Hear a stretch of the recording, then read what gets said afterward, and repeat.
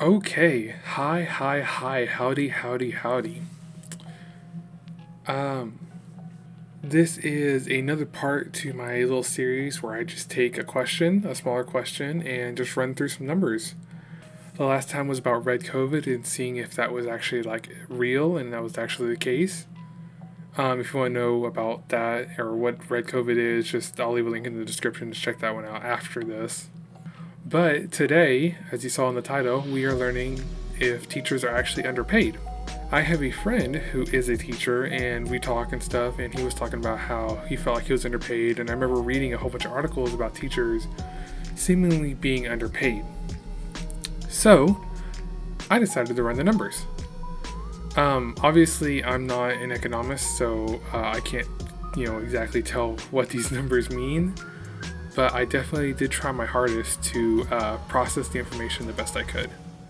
So, to start off with, I took all 50 states and the District of Columbia, and I took the average pay of teachers from the 1969-1970 year, 1979-1980 year, 1989-1990 year, 99-2000, 2009-2010, and 2016-2017. And I wrote down all those numbers in their yearly values. So, for example, in Alabama in 1969-1970, a teacher was paid on average $6,818, whereas in 2016-2017 they were paid $48,868. So I wrote down all these numbers, and the reason why I stopped in 2016-2017 was because that was kind of the last time the world didn't go crazy. Over the past couple of years, you can kind of see a really big adjustment in the economy, so I didn't want to mess with that essentially.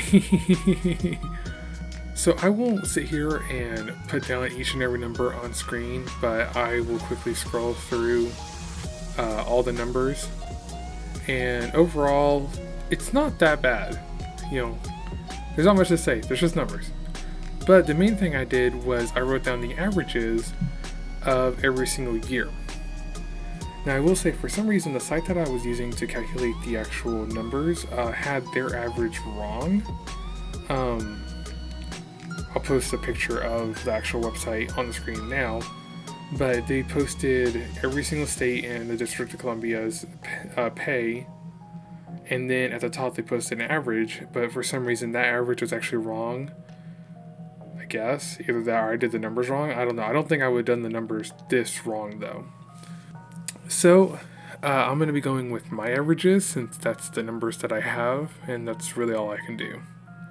But to emphasize how the website I was using was wrong, there would be a lot of money that would need to be added per year on average just to make up the difference. Overall, the pay from 1969 to 1970 to 2016-2017 increased a lot. It was about 684%, from $8,189 to $5,038. So that seems like a really big pay increase, but there's one thing that I wanted to look at individually. This is the Consumer Price Index. The Consumer Price Index generally shows the price of goods on average for each quarter, each month, whatever they're looking at. It's a pretty good estimate to show how developed an economy is, and it's really good for figuring out the inflation rate. From 1969 to 2017, the price of goods increased 668%. This isn't exactly true. Gas didn't increase that much. Milk didn't increase that much. Actually, milk might have. I don't know the price of milk in 1969. But in any case, that's just a general percent average, I guess you could say. Still, if you take this number and put it with our percent increase in pay for teachers, you can actually see that the pay for teachers increased more than the CPI index. It's only a little bit, but that's still accurate. So over time, the pay for teachers has actually increased just ever so slightly more than the actual price of goods. So that means teachers are getting technically paid better by that measurement. But there were still a lot of measurements that needed to be done. The next thing I looked at was the percent change of pay from 1969 to 2017 per state. Now this was pretty substantial. There were a really big range of states in how much they increased or decreased. On average, though, most states were in the 600%, maybe high 500%, and low 700%. The highest state was Massachusetts at 888%, and the lowest was Arizona at 544%. So, in general, states were increasing their pay on average about the same. Which makes sense if you actually put in our average percentage. Yeah, it has to equal something. The next thing I looked at was the average pay per state in total for 2017. This was the last year of my actual data, so I figured it would show a good range of how much teachers are paid compared to just any other person living in that state. So this would count everybody from, the McDonald's worker down the street to the NASA scientist working down the road. I don't know why they're living on the same street, but don't ask me.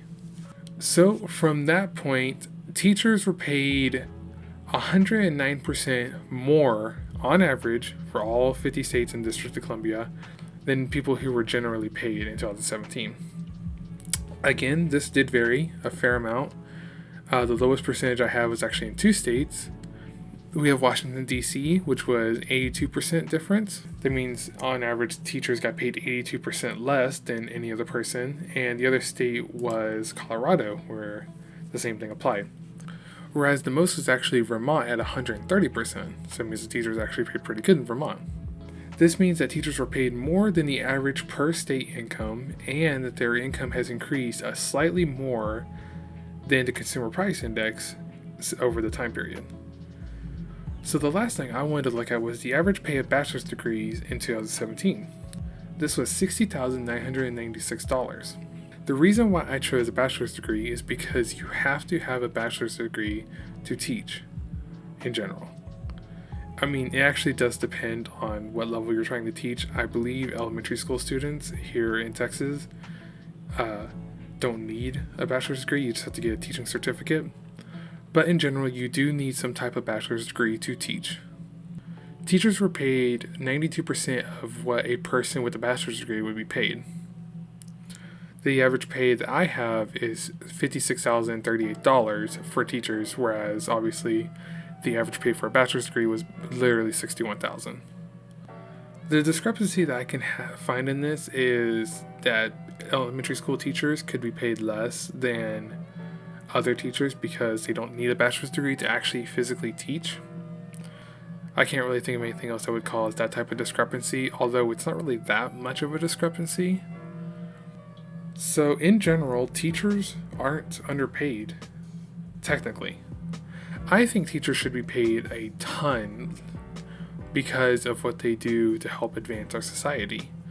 Everyone needs to be taught something, and I think teachers do a really good job of trying to teach kids the basics of what they need to know before they go out into the universe and life and trying to do whatever those kids want to do nowadays. I'm not young, I'm not hip. So that's really all the knowledge that I was able to put into this. I really wanted to know the average pay for individual teachers per state, so you could see like elementary, middle, high school, and even college teachers. I would love to see the actual pay for that, but I couldn't find anything about that reliably. I guess the last thing I'll put on here is the top 10 best and worst states for every single decade in terms of pay.